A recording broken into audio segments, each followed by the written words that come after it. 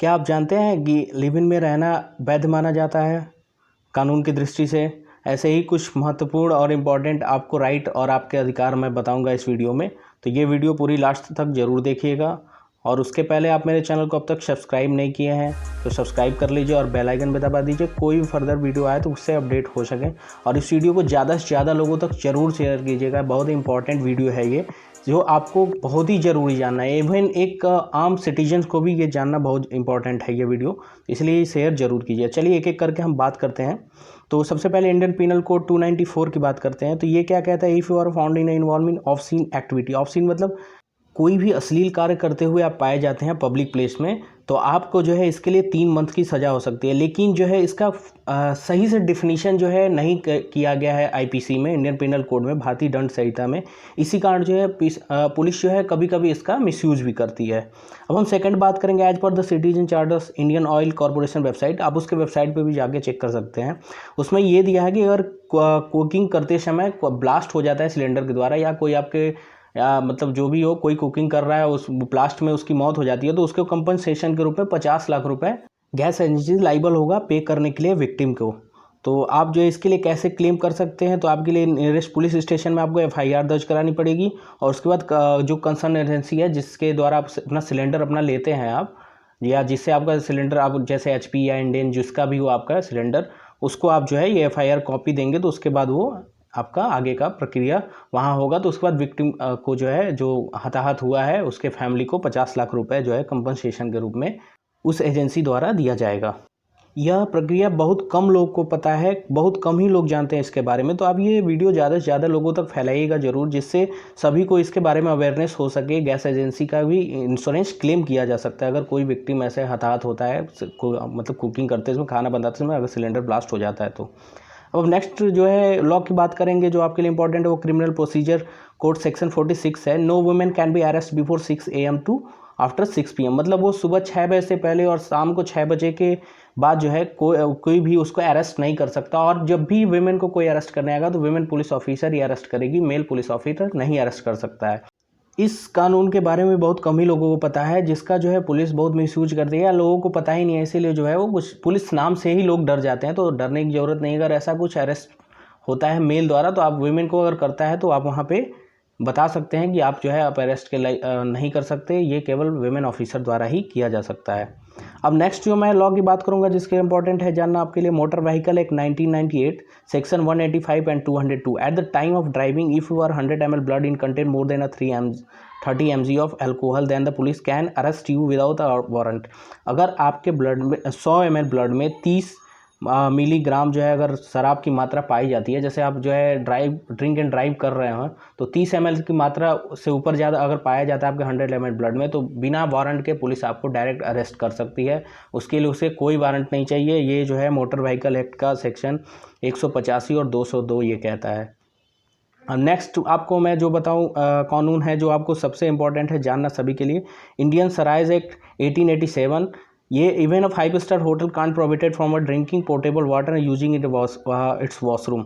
आपको जो है 5-स्टार होटल में भी जो है पानी प्रोवाइड कराना है, या पानी आप ले जा सकते हैं अपना ड्रिंकिंग वाटर, और जो है वॉशरूम उसका यूज कर सकते हैं। अगर आप उस होटल में ठहरे भी नहीं है तभी आप जो है, ये कोई भी होटल आपको रोक नहीं सकता है, उन्हें ये परमिशन नहीं दिया गया है। तो आप ये बता सकते हैं इंडियन सराइज एक्ट 1887 के द्वारा कि आप जो है उसके वॉशरूम को यूज कर सकते हैं, वहाँ पे अपना पानी ले जा सकते हैं, वह पानी की मांग कर सकते हैं। अब जैसे आप होटल में जाते हैं तो वहाँ पे डायरेक्टली आप जो है अपने लिए पानी की मांग कर सकते हैं, और जो मैनेजमेंट है होटल का वो आपको जो है safe and pure drinking water आपको प्रोवाइड कराएगा। तो ये आप बता सकते हैं। ये भी बहुत कम लोगों को पता है, इसीलिए जो है वो मांग नहीं कर पाते हैं, होटल में जाने के बाद भी अपना पानी फिर ख़रीदना पड़ता है उनको। तो आप ऐसा उनको बता सकते हैं कि हम अब आपके खिलाफ़ ऐसा ये जो कार्रवाई हो सकती है।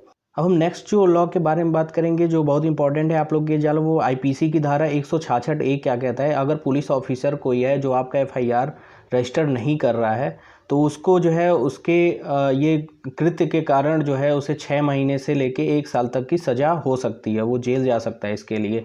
तो वो उसका जो है पब्लिक जो है वो ड्यूटी है कि आपका एफआईआर रजिस्टर्ड करे, वो उसके लिए रिफ्यूज़ नहीं कर सकता है आपको। इसके लिए आप जो है शिकायत कर सकते हैं, और उसके लिए उसको सज़ा होगी 6 महीने से 1 साल के बीच उसको सज़ा हो सकती है।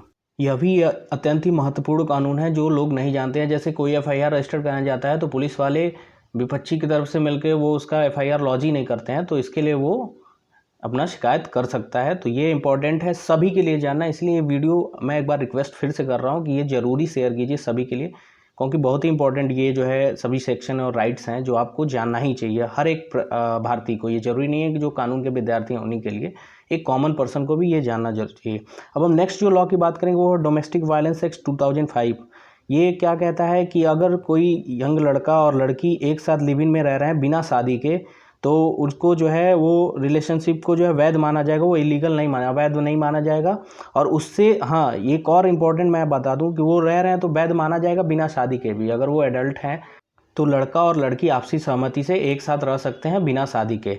और आपको एक महत्वपूर्ण बात बता दूं कि अगर उससे बच्चा हो जाता है या कोई बच्ची हो जाती है तो वो भी जो है वैध माना जाएगा, और फादर के जो है एसेट में वो पूरी तरह से हकदार होगी, फुल राइट होगा उसका। जो है ये नहीं कह सकता है कि मैंने उससे शादी नहीं किया तो वो फुल राइट के हकदार नहीं होगी। साथ रहने के कारण पैदा हुआ बच्चा या बच्ची पूरी तरह से पिता के जो है जायदाद पे पूर्णतः अधिकार होगा उसका। और जो है अगर उस किसी कारणवश वो बिना वसीयत किए भी मर जाता है तो वो अपना अधिकार ले सकता है अपने पिता की संपत्ति से। अब नेक्स्ट जो हम कानून की बात करेंगे वो जो है सभी के लिए जानना जो है, खासकर जो वर्किंग पर्सन है, वर्किंग वुमेन है, उनके लिए तो बहुत ही इंपॉर्टेंट ये जो है लॉ है। ये है मैटरनिटी बेनिफिट एक्ट 1961। कोई भी कंपनी जो है एक प्रेग्नेंट वुमेन, एक गर्भवती महिला को जो है कंपनी से निकाल नहीं सकता है। अगर वो ऐसा करता है, उसके गर्भवती होने के कारण निकाल देता है बिना किसी वैलिड रीजन के, केवल प्रेग्नेंट होने के बेस पे वो निकाल देता है कंपनी, तो उसके लिए वो जो है कंपनी जो है लाइबल होगी, 3 साल की सज़ा होगी उसके मालिक को। और एक इम्पॉर्टेंट आपको और इसमें बेनिफिट बता दूं कि अगर गवर्नमेंट हो या प्राइवेट कोई भी कंपनी हो, वो 10 एम्प्लॉय से ज़्यादा उस कंपनी में अगर कोई वर्क कर रहा है तो प्रेग्नेंट वुमेन को कम से कम वो 84 दिन का पेड मैटरनिटी लीव जरूर देगा। वो मतलब 84 दिन कंपलसरी है, वो जो प्रेग्नेंट वुमेन है उसको जो है 84 दिन तक कंपलसरी पेड लीव तो देना ही पड़ेगा प्रत्येक कंपनी को। ऐसा जहाँ पे जो है 10 से ज़्यादा वर्किंग एम्प्लॉय वर्क कर रहे हो, गवर्नमेंट या प्राइवेट कोई भी हो, तो इसके लिए अगर वो आपकी कंपनी ऐसा करने से मना करती है तो आप उसके लिए उस पर एफआईआर कर सकती हैं अपने कंपनी पे, और वो जो है मैटरनिटी बेनिफिट एक्ट 1966 उस पर लागू हो सकता है, और उसके लिए एफआईआर आप जो है किसी भी नियरेस्ट पुलिस स्टेशन में आप इसके लिए दर्ज करा सकती हैं। ये आपका एक फंडामेंटल राइट है प्रेग्नेंट वुमेन का, जो मैटरनिटी बेनिफिट एक्ट 1961 प्रोवाइड कराता है। तो ये ज़रूरी शेयर कीजिएगा। काफ़ी जो एम्प्लॉय जो है वेमेन जो है वर्क करती हैं प्रेग्नेंट के टाइम, उनका पैसा कभी कभी कंपनी पेड नहीं करता है, और वेमेन एम्प्लॉय अपना हक नहीं जानती हैं, इसी कारण वो जो है अपने पैसे की डिमांड नहीं कर पाती हैं कंपनी से। ये कानून उनके एक सुरक्षा फाइनेंशियली प्रोवाइड कराता है। नेक्स्ट जो बहुत ही इंपॉर्टेंट राइट है आपका जो है वो सभी के लिए, कॉमन पीपल के लिए भी जानना जरूरी है, क्योंकि हर दिन वो कुछ ना कुछ सामान जरूर खरीदते हैं। तो मैक्सिमम रिटेल प्राइस एक्ट 2014 ये कहता है कि कोई भी शॉपकीपर जितना प्रिंट प्राइस है कमोडिटी पे, मतलब कोई जो भी सामान आप जो है परचेज करते हैं उस पर अगर प्रिंट लिखा हुआ है 10 रुपये का ये सामान है, तो वो 11 रुपये या 11.5 रुपये की मांग नहीं कर सकता है, 12 रुपये की मांग नहीं कर सकता है। जितना उस पर प्राइस लिखा है उससे ज़्यादा पैसा वो अगर लेता है तो आप उसके खिलाफ कंज्यूमर फोरम में आप शिकायत कर सकते हैं, और जो है उसके लिए आप जो है उस पर कार्रवाई की जाएगी कंज्यूमर फोरम एक्ट के द्वारा भी। और मैक्सिमम रिटेल प्राइस 2014 कहता है। हाँ, ये आपको एक जो बहुत ही बेनिफिट जो है बेनिफिशियल एक सहूलियत देता है ये, कि आप उससे कम पैसा भले पेड कर सकते हैं, आप उससे बार्गेन उस सामान को लेने पर टाइम आप उससे बार्गेन कर सकते हैं कि आप ये मुझे 10 का अगर लिखा हुआ है प्रिंट तो आप 9 का ही मुझे दो, ये आप बार्गेन कर सकते। लेकिन वो उससे ज़्यादा पैसा जो है शॉपकीपर डिमांड आपसे नहीं कर सकता। कोई भी आप जो है प्रिंटेड जो है सामान लेते हैं तो रिटेल प्राइस आप जितना लिखा हो उतना ही पेड कीजिए, उससे ज़्यादा 1 रुपये पेड नहीं कीजिए, चाहे आप कहीं शॉपिंग कर रहे हो मॉल में या इवन कहीं भी। साथ में इंपॉर्टेंट न्यूज आपको ये बता दूं कि आप इवन मॉल में अगर शॉपिंग कर रहे हैं तो कैरी बैग का भी पैसा अगर जो है डिमांड किया जाता है तो आप वहाँ पे भी रिफ्यूज कर सकते हैं। कैरी बैग का कोई पैसा नहीं लगता है। ये हमारा जो है कंज्यूमर प्रोटेक्शन एक्ट जो है हमें बताता है ये। चलिए आपके नेक्स्ट लॉ और राइट के बारे में बात करते हैं। तो ये लिमिटेशन एक 1963 है। ये कहता है कि अगर आपका ऑफिस जो है आपको 3 साल का पेड नहीं किया तो आप उसके खिलाफ एफआईआर कर सकती हैं। इवन आप कंपनी छोड़ दी हैं फिर भी वो 3 साल का आपका पैसा आपने वर्क किया है, 3 साल वो कंपनी पेड नहीं कर रही है, तो आप जो है उसके खिलाफ एफआईआर कर सकते हैं और कार्रवाई की मांग कर सकते हैं। लेकिन अगर आप 3 साल के बाद जो है पैसे की कार्रवाई की मांग करेंगे कि उस कंपनी ने मेरा 3 साल के अंदर ही आपको ये कार्रवाई करने की मांग करनी पड़ेगी, एफआईआर दर्ज कराना पड़ेगा कंपनी के खिलाफ।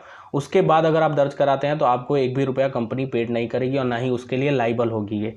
तो यह महत्वपूर्ण कानून ज़रूर याद रखिएगा कि जिस भी कंपनी में आप वर्क कर रहे हैं वो 3 साल के अंदर अपना पैसा पूरा ड्यू कर लीजिए। अगर 3 साल के बाद उस पैसे की आप डिमांड करते हैं तो कंपनी इसके लिए कोई भी लाइबिलिटी नहीं लेगी और ना ही वो लाइबल होगी। आप अगर उसके खिलाफ FIR भी दर्ज कराते हैं तो आप जो है जो भी अपना जिस भी कंपनी में काम कर रहे हो उसको छोड़ने के बाद अपना जो है पूरा पैसा अपना चुकता करा लीजिए।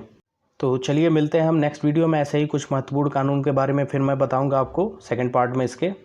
अब आई होप ये वीडियो आपको ज़रूर पसंद आया होगा, तो ये वीडियो ज़रूर ज़्यादा से ज़्यादा लोगों तक शेयर ज़रूर कीजिएगा और सब्सक्राइब नहीं किया सब्सक्राइब जरूर कीजिएगा। Thanks for watching. Thank you.